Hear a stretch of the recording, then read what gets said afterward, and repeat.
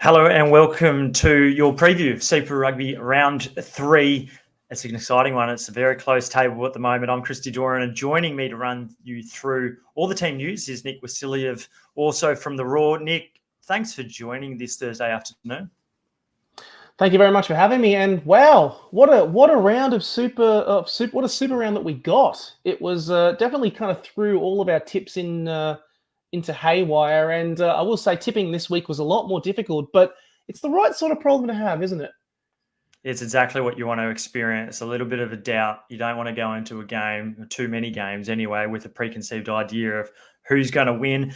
And look, let me tell you, round 3, there's a number of games where you could almost toss the coin once again. So without further ado, we're going to talk a little bit about the Wallabies blowout budget later on following this rapid fire edition of the team previews. But we'll get into the team news first of all. There's 6 games once again this weekend, and it starts across the ditch, in fact, in Waikato with Moana Pacifica and the Melbourne Rebels. Both teams have got a win each. The Moana Pacifica held on against Fiji last week. The Rebels coming back against the Western Force. And, Nick, it seems like this game could very much go either way. Absolutely. So for context, if anyone has missed it, the game will be played in Hamilton, not at Mount Smart, just because of I think it was some sort of issues with the surface out at Mount Smart. So they will be playing, where the Chiefs normally play. But yeah, I think we go Rebels on this one, but I will mention they have been forced into multiple changes. There's been 5 changes to the starting side. So injuries have really struck the Rebels off the back of Super Round. So Sam Talakai will be coming into the starting side. And interestingly, the Tongan Thor is going to be injected off the bench, which should be very, very interesting. Brad Wilkin has also been ruled out of this clash as well in the loose forwards. Another interesting call of Ryan Lowrens is also coming in to partner with Carter Gordon. Such a shame that Matt Proctor is also out after Super Round as well.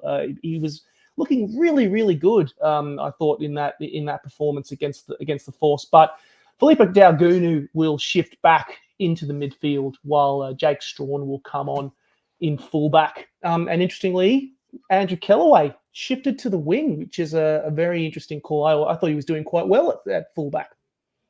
Yeah, I think it's a matter of how do we ensure that the team is at its strongest. And yeah, Kellaway was superb. He was close to the player of the round last week. But Jake Strawn came across from the Western Force, and he had a really, really fabulous cameo off the bench when he came on, introduced early after that injury blow to Mac Proctor. And I think it's a good call. You're moving him to fullback. It's a position he's really comfortable with. Daugunu into the midfield. There's a bit of punch there. You need that against Moana Pacifica. And similarly, Taniela Tupou off the bench. You look at it, it's a bit more inexperienced from last week. You've got Lucas Ripley and Glenn Vaihu coming onto the bench. There's no Alex Murphy, so Dobbins comes in as the replacement hooker. So I think Tupou's impact is going to be really significant. He was blowing after 50 minutes last week. It's a nice way to just allow him to we've seen so many injuries from Taniela over the last couple of years. Here's a way to manage him a little bit better. The thing that I'm interested about is last week the Rebels put very little pressure on the ball. They almost held off the breakdown, and that in the first 50 minutes wasn't working. The Western Force were able to get quick ball for Ben Donaldson to work his magic, and with no Brad Wilkin and Vailanu-esque Kouassi coming in to wear the number 7 jersey, usually he's in the back row wearing 6 or 8. That's an area of the game where Moana Pacifica will try to target, I reckon, around that breakdown. And with William Havili showing what he's capable of, wearing the number 10 jersey, Danny Tuala at fullback, a forward pack that's grown with their combinations and continuity off the back of last year. This is a really tough game for the Rebels. Absolutely, and additionally, if the Rebels start in a similar way to they have in rounds 1 and 2, I can see Moana winning this, because if there is one thing that we learned about that performance against the Drua is this is a much more well-drilled, well-disciplined Moana side. I will say, on the topic of coaching discussions that we've had, it seems being an assistant coach at the Blues for a little while has done Tanga Umanga the world of good in terms of his management of teams. He looks like a much better coach and a much more disciplined coach. He's really freshened up the 23 for this particular clash. A lot more dangers in the back line. Patafilo is going to rejoin the side on the right wing. As well as the on the left wing, we have a new starter in Tutavuki on the left wing. Of course, we've got as Molly will also kind of make a start in the hooker position. So there are a lot of options there that are being brought in to Moana Pacifica's side. And even though I say the Rebels have more firepower on paper, rugby is not played on paper, and it is clear that they're going to have to be a lot more disciplined and come out the gates a lot quicker if they are to beat Moana Pacifica. Yeah, I've got the Rebels, but only just, and I think it's almost premature to know how Tana Ramunga is going to go, but he's made a good start. We'll shift over to Allianz Stadium. This is a really important game for the Waratahs. They struggled at home last year. They lost their first game against the Brumbies, and then they got beaten comprehensively, really, in the end by Moana Pacifica, who notched their first win of the season in the Waratahs' last home game of last year. The Tars, they come up against the Highlanders, have had a pretty good record over them recent years, but consistency has been something that they've struggled with. So there's a couple of injuries to the Tars. Nick, who's come in? Well, you're not wrong about consistency. If there's one thing that is consistent about the Tars in the last few years, is that they've been consistently inconsistent. However, they should be up for this match. And when the referrals of who's coming back in are a certain two Wallabies. Ned Hannigan, off the back of his performance last week off the bench, has been promoted into the starting side. And Zai Parisi is also back, which is a very welcome sight for the Waratahs backline. Rather, this will see Harry Wilson drop back to the bench, so Parisi will partner with Joey Walton, which should be a very good inclusion. We're also going to see Tom Ross, former Brumby. He's going to come onto the bench as the backup tight head prop. Tui Pelotu was also going to wear the number 23 jersey as well. Unfortunately, Dylan Peach is out. He's been hit with an eye injury, so Tristan Riley will start on the wing. It's interesting on top of it. Another reason why I think they're going to be up for this is the Highlanders have also had to make a couple of changes. Billy Harmon, the captain, and Sean Withy have also are going to be on the bench, and not for they were late to a team meeting, so it's a team standards and a discipline reason why they're not going to be there. So on the park, you'd say the key challenges I think would be containing the likes of Fakatava and a certain Ethan de Groot and Jermaine Ainsley in the front row. So there is a lot to suggest that the Waratahs have enough firepower to win this game, but you can't rule out a Kiwi side whenever you're playing them. That's what we know. Yeah, you're not wrong. I think the Waratahs should be too good. I think the loss of Parry Parkinson in the second row is a really significant run for the Highlanders. Billy Harmon's a quality player. He'll get introduced in the second half and probably put some pressure on around the breakdown. So it's pretty simple for the Tars. They've just got to get clean. Chris Ball, Tane Edmund, he will want to build on the back of a really promising performance. And sometimes another shift to the midfield isn't always ideal, because that's where the continuity you're trying to get to allow your outside backs like your Mark Nwanganituasis and Max Jorgensens to get some quick ball and do what they can. I think, though, the Tars should be too good. I've got them by about 10 points, but as you say, Highlanders, there's some threats. Reece Patchell's been in great form to start his Super Rugby career. So, yeah, lots to look forward to about that game. There's 4 games on Saturday, and for a 12:05, it is a banquet of rugby. So look forward to that. And I think 3 of those games, at least 2 of those games, I don't really know where this is going. Fiji, Drua and the Crusaders start the Saturday action off at Churchill Park. It's going to be a cracker. We know that the Drua last year upset the Crusaders. Can they do it again, Nick? How good to start the weekend. I'm not going to lie. Have your morning coffee, get up late, and then at 12 o'clock the rugby starts and continues pretty much all the way for the rest of the day. This is a good question. Are we daring to say this, Christy? Are we daring to say the Crusaders will be 0-3 for the first time since 1996? It is a dangerous prospect to throw out there. But the Drua in Fiji is a whole other different beast, if there's one thing that we do know.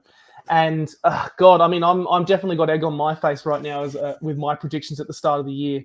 And I will say there is a lot of change coming in. We have Kamara coming in, joining the Crusaders as an injury cover, as well as Joan Rover, who is also in line to make his debut. So there's going to be a lot of uncapped, so also 2 uncapped players on the bench for the Crusaders as well. And meanwhile, the Drua do have a couple of good names returning. The first, the biggest obvious one is a certain Alicia Dryesi. I'm hoping I'm pronouncing that correctly. I think it's a pretty good effort, yeah. Who returns to the starting side at fullback. Very, very versatile, dangerous player in the back 3.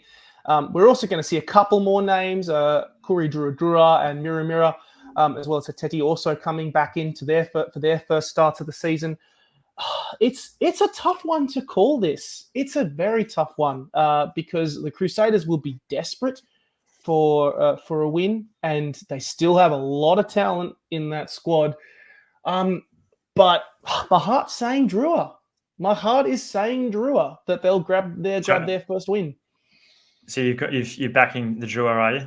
I am. And I mean, God, I was jokingly saying before we started, this season that I would challenge you on Twitter that if they made the semi-finals, we would bet some carver over it. And right now it is not going in my favor. So the law of averages and the Fijian flair suggests they're going to come good at some point. And we're better too than at home, first home game of the season. Yeah, I think the first 20 minutes is going to be just critical, and the Crusaders have got to come out of the blocks well. I think they've got the strike power to do it. Their forward pack still looks pretty good. They don't have the depth that they might have once, but you look across the top 5, Quinton Strange is coming into the second row. You've got Christy, Gardner, Grace. There's a bit of experience there in the back row. Willie Hines is a big one coming in at half back, and that'll provide a fair bit more experience for Kamara outside him. And it's pretty unchanged out wide. You've got Martiali on the left wing, and we know Severus and his ability to find the try line. He was superb last week in that loss. So it is the interchange. It is the bench where the Crusaders don't have the depth that once upon a time they did. So we know Fiji like to finish games strong, particularly at home. If the game's in the balance of the 60-minute mark, I can see the Drua scraping home, but I think the Crusaders will be too good out of the blocks. But we'll see. It'll be a cracking game, and I think for the competition, it'd be awesome to be able to see Fiji kick on here. Okay, let's move. Saturday afternoon footy, actually, GIO Stadium. The Brumbies here, first game. They've spent the last couple of weeks in Melbourne, having taken on the Rebels first round before returning for Super Round. They've got to respond quickly, and they've got the Western Force. I think they'll probably be too strong, but there's a couple of changes for both sides. Yes, there is. And you after last week's performance, they do have a lot of questions to answer. Both sides, to be honest. Kind of the sides that went that kind of really, there were a lot of question marks about how they both approached Super Round. But Darcy Swain is the key return for one of the key returns for the Brumbies, particularly in the forward pack, which I think is he'll be moving into the second row to partner with Nick Frost. But for everyone looking, that'll see Tom Hooper, which will move out to blindside flanker. Bobby B will remain in number 8, but that means as a result, Charlie Cale is out of this. He will be moved out of the starting side, which is very big surprise because he's looked very, very promising in the opening fortnight. But it goes to show that there is a lot of depth options there. But the option that I'm really excited about, I mentioned it in the podcast last week, was Tua will be coming in and starting at inside centre. If there was one thing that was really frustrating about the Brumbies last week is that they really struggled to go forward. They kept trying to go wide and really try and push that game line advantage, but they didn't really play eyes up rugby, and they needed a bit more of a direct attack. And Tua gives them that. It was clear that his inclusion is a very welcome inclusion. He'll be should be a fantastic inclusion into that side. And the Force, just one key change from their starting 23 with Bailey Kunzel coming in after Sam Spink will miss a couple of weeks after sustaining a calf strain. This game's going to be won in the forward pack, to be honest. And while I do think Medrano and Horton have been playing well, Williams has been playing well, the leadership decision to remove them all at once was a very poor choice for the Western Force in their loss. And that I don't see their forward pack matching up to the likes of Slipper Lonners and even the likes of Blake Shoup and Billy Pollard coming off the bench. I see Brumbies taking this one. Yeah, I think the betting agencies have the line at about 18 points. I think that's about right. I can see the Brumbies, winning by 3 tries. It's a good point around Tua. I don't think he's certainly not a Bundy Aki or a Samu Karevi or a Levi Amua, but he's a bigger body. And I thought that, yes, the Brumbies were totally guilty of and probably a little bit anxious about going wide too much last week. So Tua will offer them someone who can go straight and a slightly bigger body in the midfield. I think it's actually a smart idea. You don't need Charlie Cahill, really only in his second season of Super Rugby. He played only a handful of games last year. You don't want to burn players out. I think it's a really good decision. Tommy Hooper's better at the moment at blindside flanker or in the back row. I don't think he's quite got the muscle yet to be a consistent player in the second row when you're up against New Zealand opposition. He's going to continue to grow into his body. But it is a welcome return from Darcy Swain after a couple of weeks of injury. So, yeah, it'll be a good one. And the Brumbies will be very intent on getting back after last week's thumping at the hands of the Chiefs. All right, it's a New Zealand derby. It could be the match of the round if Fiji and the Crusaders aren't. I think the Hurricanes Blues is going to be a cracker. That's in Wellington at Sky Stadium. Yeah, first game at the Cake Tin, which should be very, very exciting. And God, I've been very impressed with the Hurricanes this season, but they're coming up against a Blues side that sees Segner return to the starting side at blindside flanker alongside Dalton Papali'i and Akira Ioane, who shifts to number 8. The big ones has to be the return of Rico Ioane and Finlay Christy off the back of their All Blacks load management. That's a lot of firepower, and that is a very, very dangerous side that they'll be coming up against. I do really like the look of this Hurricane side. I mean, you've got, I think, a lot of side of it. I mean, Amua has been on fire, and he's been very strong. James Tucker, as well as Isaiah Walker Leoere in the second row. Cam Roigard, of course, you can't discount him at all, as well as Billy Proctor and Naholo in the back line. This is a thriller. This is game of the round for me. I think it's going to be a fantastic match, but I don't know why it is. Something is telling me that the Blues are going to win it. Something is telling me. Well, it might be the odds. The odds suggest the Blues are going to win. They probably should have had a tougher afternoon had the Highlanders brought their kicking boots last week at Melbourne. They lost. They missed a few early, which just scoreboard pressure is a massive thing in rugby. I think the Blues, just for the fact that Geordie Barrett's out, he's obviously copped a 3-week ban for his head, his high tackle and Geordie Pataya. So that sees Riley Higgins come in the midfield to partner Proctor. That's a really significant blow. We know how much Barrett gets through both sides of the ball and a thumping kick. I like what the Blues have done with their bench as well. When the game's going to be in the balance, they're going to look to finish strong. They've got Hoskins Tutu. He scored a hat-trick last week. He finds himself on the bench this week. So that's a really interesting decision. Ricky Riccatelli, the hooker, he'll come off the bench against his former side as well. So those two, I think, will be able to see the Blues home. Last game of the round is the Reds and the Chiefs. It's a bit of an injury-stricken Red side off the back of losing Alex Hodgman and the Wallabies, Hunter Paisami and Jordan Petaia. That they are three big blows when you're coming up against a really red-hot Chiefs side. Yeah, and oh god, I think it might be the blows that really prove the difference. It's huge losses, but in the front row, I think Hodgman has been stellar for the Reds in terms of their scrum. And I mean, Paisami has been on fire. He's been absolutely fantastic in the back line. And, even Petaia has really kind of come into his own a lot this season so far in terms of his Super Rugby form.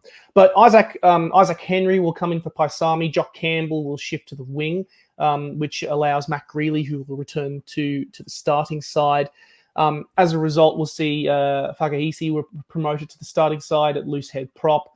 And Jeffrey Tumunga Allen will make his debut off the bench, which should be an interesting choice. But I mean, how good have the Chiefs been looking? And I think they've made a very good decision here. The Chiefs they are making a couple of changes as well. They've got a couple of new starting side, new players joining the starting side in the form of Wallace Satiti, and as well as fly half Josh Jackham, who are in line for their Super Rugby Pacific debuts. However, they're also pairing it by adding a lot of experience to the front row. So Aiden Ross, Takia Holo, especially starting, George Dyer, clearly trying to set a good, experienced platform so those young, exciting debut players can really flourish. Look, I don't expect it to be a demolition like it was last week, but it's hard to go past the Chiefs, especially with those injuries, isn't it, Christy? Yeah, I completely agree. And it's good to see a Jeffrey Tumunga Allen. I managed to speak to him a couple of weeks ago when I was up at Ballymore. He's a cracker. He provides a lot of experience, but also personality that side. I like the fact that Jock Campbell comes to fullback. I think he's a better fullback than wing.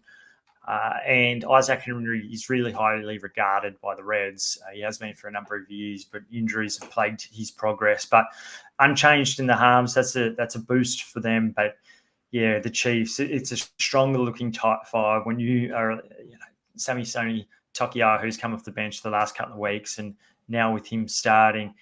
Josh Ioane at fullback, there's a lot of flair there. He'll partner with Damien McKenzie, who's at fly half. Sean Stevenson moves to the right wing. It's a really well-balanced team.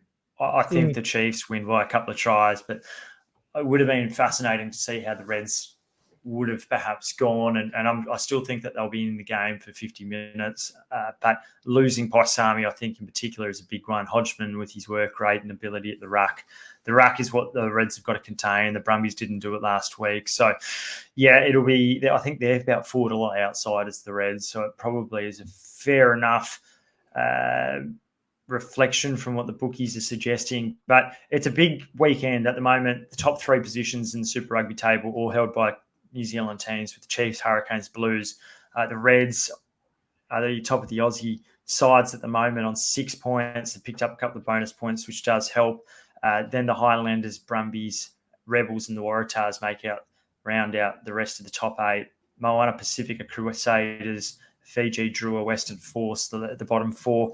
Who would have thought the Crusaders would have been sitting 10th at this stage? I don't know if I did, but it's a lot of pressure on a Rob Penny, given that the Crusaders, Rob Penny had a tough time finishing up with the Waratahs. I think he lost 5 straight there, and he's lost his first couple with the Crusaders too. So he wants to break his winless record there.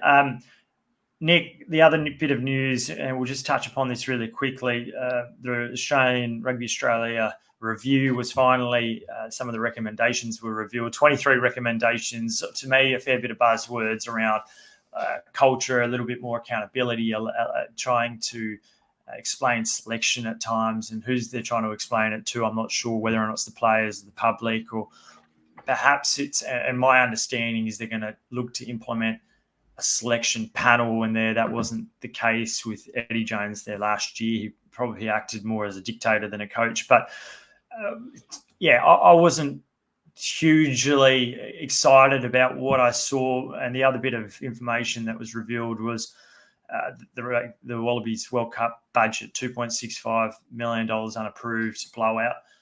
To me, I'm not surprised by that. There was things like planes that weren't chartered for in coming back from Arnhem Land ahead of the World Cup. There was a late move of the hotel ahead of the Bledisloe, with Eddie Jones deciding to go a bit rogue and pick his own hotel, which wasn't budgeted for. 2.65.5 million. It's a bit of money. It's a lot of money in the schemes of things where Australian rugby is really struggling at the moment, and they've gone into loans. But it could have been worse. I think there was reports of $4 million budgets. Whether or not that budget, we don't actually know the official number of how much they spent either. So there's still a little bit more digging to play out there, Nick. Yeah, certainly is. And look, there's one thing that you can really say. Just it is kind of good that Phil just kind of laid it out, the final figure. But the fact it was an unapproved amount of 2.6 million just really highlights that how many questions need to be asked about exactly what happened last year that allowed it to get out to such a huge margin. On the other side, looking at kind of the recommendations that were put forward, the only thought that I had was looking at those recommendations was we need to give as many resources as possible to Peter Horn because the high performance, there's a lot of stuff around high performance and high performance strategy in there. And of course, that is a role that Peter has picked up and worked with. And considering a lot of the directives and things will be focusing and going through him, it is very, very clear that they need to make sure that process is as streamlined as possible for him to adequately deliver a lot of these recommendations. Because there was a lot of stuff there that I wasn't necessarily surprised about. There was a lot of stuff there that I think a lot of your average punter wouldn't be that surprised about. But whether you can enact it is another question entirely, and you need to give him the best chance to. Yeah, we've seen actions over words is what many Australian rugby fans are wanting. The other thing that stands out is last year Rugby Australia didn't have a high performance manager. So that's right.